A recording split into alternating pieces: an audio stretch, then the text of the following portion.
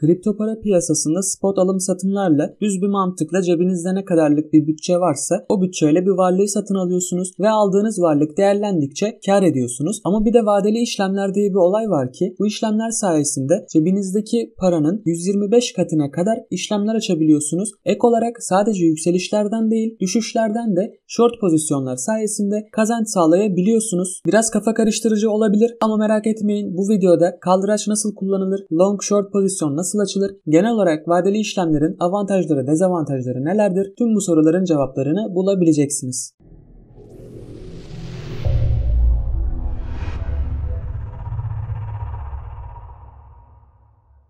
Herkese selamlar. Tahir Ali Koca ben. YouTube kanalıma hoş geldiniz. Girişte zaten ipuçlarını verdim. Bu videoda Binance borsasının futures işlemleriyle yani vadeli işlemleriyle nasıl long short pozisyonlar açabileceğinizi, kaldıraçı nasıl kullanabileceğinizi hepsini en ince detayına kadar anlatmaya çalışacağım. Öncelikle birkaç duyurudan bahsetmek istiyorum. Eğer hala YouTube kanalımıza abone değilseniz ve Telegram duyuru kanalımıza katılmadıysanız kesinlikle katılmanızı ve bildirimlerden de anında haberdar olmak için bildirimleri açmanızı tavsiye ediyorum. Çünkü bazen çok ani paylaşmam gereken videolar olabiliyor, ani paylaşmam gereken duyurular olabiliyor. Bunlardan anlık haberdar olmanız çoğu zaman kar etmenize imkan sağlayabilir. Ek olarak Twitter'dan da takip etmeniz sizlerin yararına olacaktır diye düşünüyorum. Şimdi duyurumuzu yaptık arkadaşlar. Vadeli işlemlerimize Binance borsası üzerinden yapacağız. Farklı borsalardan da bu işlemleri yapabilirsiniz. Örneğin FTX gibi, OKEX gibi diğer global büyük borsalardan da bu işlemleri yapabilirsiniz. Hatta OKEX borsasıyla biliyorsunuz bizim bir işbirliğimiz var. Eğer vadeli işlemler yapmak istiyorsanız bizim kampanyamızda da vadeli işlemlere yer vermiştik. Hem bu işlemleri yapıp hem de 45 dolara kadar ödül kazanabilirsiniz. Ama ben bu videoda genel olarak Binance borsasının vadeli işlemlerinden bahsedeceğim. Zaten biliyorsunuz daha önce 4 videoda Binance nasıl kullanılır, nasıl kayıt olunur veya alım satım nasıl yapılır gibi genel soruların cevaplarını vermeye çalışmıştık. Güzel bir eğitim serisi olmuştu.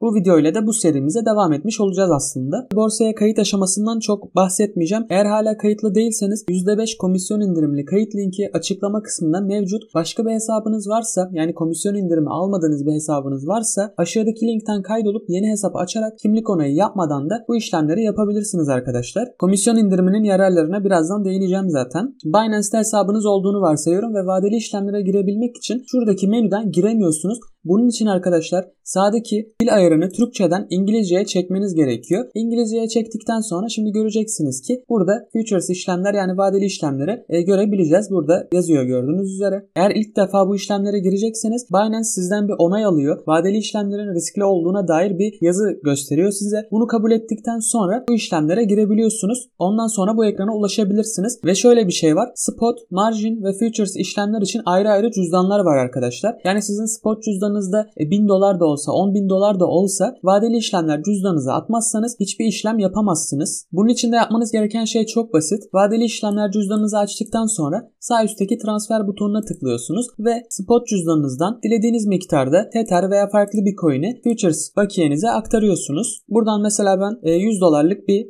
USDT aktaracağım. $100 birazdan cüzdanıma düşecek. Evet gördüğünüz üzere $100 geldi. Bundan sonra bir de şundan bahsetmek istiyorum arkadaşlar. Biliyorsunuz Binance kendi token'ı olan kripto parası olan BNB ile komisyon ödendiğinde bir indirim sağlıyor. Yani spot alım satımlarda mesela %0.1'lik bir komisyon alıyorken BNB ile komisyonu öderseniz %0.075'e kadar düşüyor. Yani %25'lik bir indirim var. Futures'ta da aynı şekilde bir indirim var. Onun için de Futures cüzdanına bir de USDT dışında BNB aktarmanız sizin yararınıza olacaktır. Cüzdan konusunda yapmanız gerekenler bunlar. Transferde herhangi bir ücret ödemiyorsunuz, herhangi bir süre beklemiyorsunuz. Oldukça kolay bir şekilde aktarımı gerçekleştirebiliyorsunuz. Sonrasında dediğim gibi buradan Türkçeyi İngilizce yaptınız ve şu kısımdan, şu menüden Futures ekranına gelebilirsiniz. Bu ekran spot alım satım ekranıyla neredeyse aynı. O yüzden tekrar şunu söylemek istiyorum. Eğer spot alım satımda yani normal kripto para alıp satım konusunda profesyonelleşemediyseniz yani en azından biraz da olsa kendinizi geliştiremediyseniz vadeli işlemlere girmenizi tavsiye etmiyorum. Kesinlikle girdiğiniz işlemler çok yüksek ihtimalle zararla sonuçlanacaktır. O yüzden mutlaka kendinizi önce bir spot alım satımda, normal alıp satımda kendinizi bir geliştirin. Sonrasında vadeli işlemlere girersiniz arkadaşlar. Kendinizi geliştirdiğinizi ve bu ekranlara zaten spot alım satımdan aşina olduğunuzu varsayarak buraları anlatacağım şimdi. Yani mesela şurası aynı spot işlemlerde olduğu gibi. Hangi kripto para çiftinde işlem yapmak istiyorsanız onu seçiyorsunuz. Örneğin buraya Dash yazdığınız zaman Dash USDT paritesi paritesinde vadeli işlemler açabiliyorsunuz. Şu an Bitcoin paritesindeyiz ve burada önemli 2 tane seçenek var arkadaşlar. Buraya dikkat etmeniz çok önemli. Burada öncelikle buraya tıkladığınız zaman Cross ve Isolated seçenekler var. Cross demek çaprazlama bir şekilde cüzdanınızdaki bakiyeyi sömürene kadar işleminizi kapatmaması demek. Yani örnek veriyorum, cüzdanınızda toplamda $100 var. $50 ile Bitcoin long işlemi açtınız ve o $50 bitene kadar işleminiz ters yönde ilerledi. Sonrasında o işlemi kapatmak yerine diğer cüzdanınızdaki $50'dan da yemeye başlıyor ama pozisyonu kapatmıyor arkadaşlar. Eğer Isolated'ı seçerseniz o işlem için ne kadarlık bir bakiye ayırdıysanız sadece o bakiyeyi harcıyor. Cüzdanınızdaki diğer bakiyelere dokunmadan pozisyonu erken bir şekilde kapatıyor. Şimdi Cross seçeneğini daha avantajlı bulanlar da var. Isolated'ı daha avantajlı bulanlar da var. Ben en azından tecrübesizseniz Isolated'ı kullanmanızı tavsiye ediyorum. Burada aslında ikisinin de kendine göre avantaj dezavantajları var. Ben şimdilik bunu kullanacağım. Confirm diyorum ve burada da kaldıraç miktarını ayarlayacağız.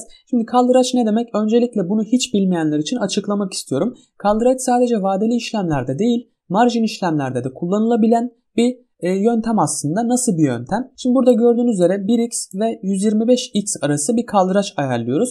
Bu ne demek arkadaşlar? Siz burada 25x ile $1 bir işlem açtığınız zaman sanki $25 varmışçasına bir işlem yapmış oluyorsunuz. Ama burada kafa karışabilir. Yani benim $1 var.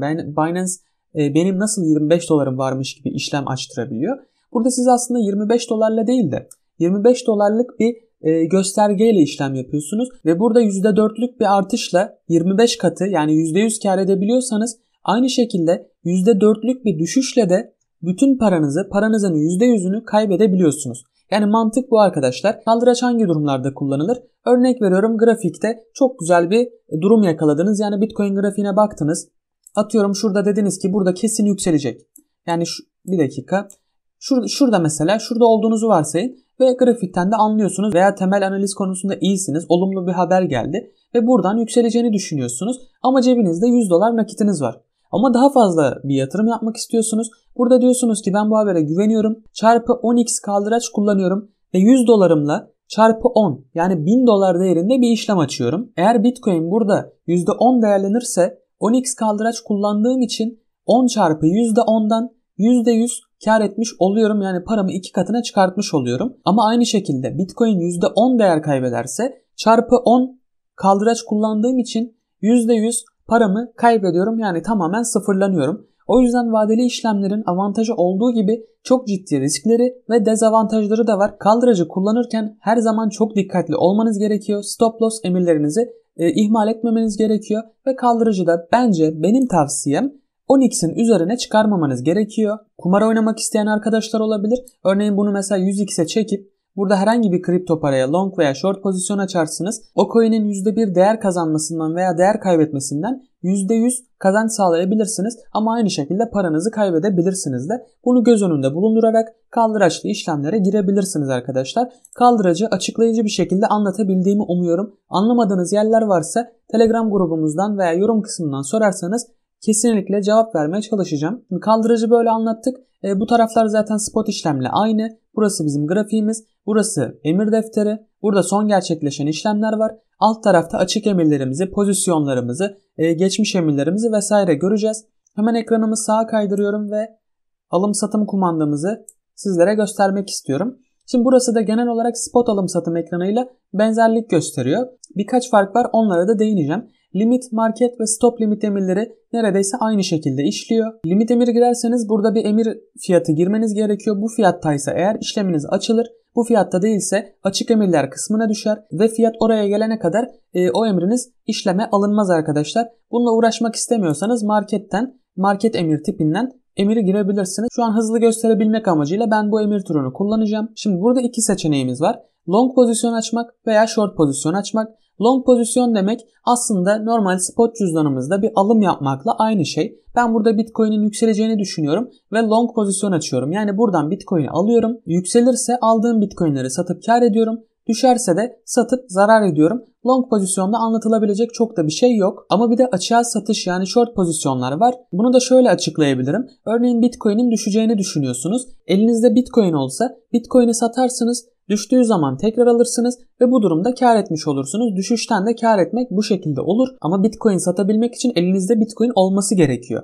Elinizde yoksa da buradan short pozisyon açıyorsunuz ve mantıken piyasadan Bitcoin satın alıyorsunuz, düşeceğine inanıyorsunuz ve düşerse eğer sattığınız Bitcoin'leri tekrar alıp borç aldığınız Bitcoin'i ödüyorsunuz. Cebinizde de düştüğü oranda bir kar kalmış oluyor. Açığa satış yani short pozisyonunda mantığı bu şekilde. Peki işlemler nasıl yapılıyor? Öncelikle ben burada Isolated'i seçtim. Size göstermek için burayı 2x yapmak istiyorum arkadaşlar. Pozisyon açacağım. Detaylı bir şekilde anlatabilmek için, çok da risk almamak için 2x'i seçtim. Buradan marketi ayarladım. Take profit ve stop loss emirlerinizi işleme girmeden önce açabildiğiniz gibi pozisyon açıkken de sonradan da ekleyebiliyorsunuz. Ben genelde pozisyona girmeden önce hedefimi ve risk alabilecek kapasitemi yani risk kapasitemi buradan belirliyorum. Örneğin Bitcoin'e şu anki fiyatı 51.748'den long pozisyon açıyorsam buraya diyorum ki Bitcoin 53.000 dolara ulaştığı zaman bu pozisyonumu otomatik kapat. Ben ekran başında olmasam bile bu pozisyonu otomatik bir şekilde kapat.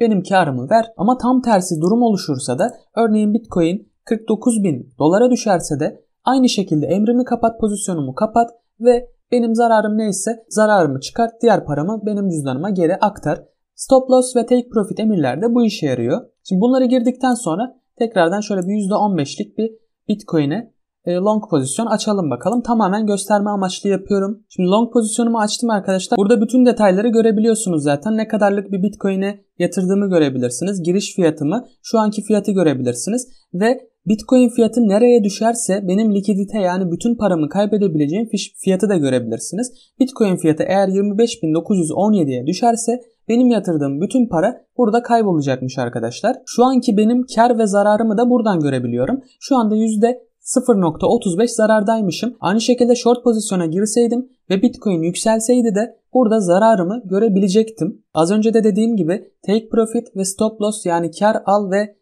kaybı durdur emirlerinizi işleme girerken açabileceğiniz gibi sonradan da şuradan girebiliyorsunuz arkadaşlar. Buraya gelip hangi fiyatta kar almasını veya hangi fiyatta kaybı durdurmasını istiyorsanız buraya yazıp confirm diyorsunuz ve onaylamış oluyorsunuz. Ben zaten en başta girdiğim için şurada açık emirlerim kısmında ikisi de gözüküyor. Pozisyonlarım kısmında hala bu long pozisyonum açık ve dilediğim zaman buradaki close all positions butonuna tıklayıp bütün emirlerimi kapatabilirim arkadaşlar. Pozisyon girmek ve pozisyon kapatmak bu kadar kolay. İşlemler ne kadar kolay olsa da bu işlemleri yapabilmek ve cesaret edebilmek zor arkadaşlar. Yani çünkü burada normal spot işlemlerde bu alımı yapmış olsaydım benim burada zararım %0.16 olacaktı.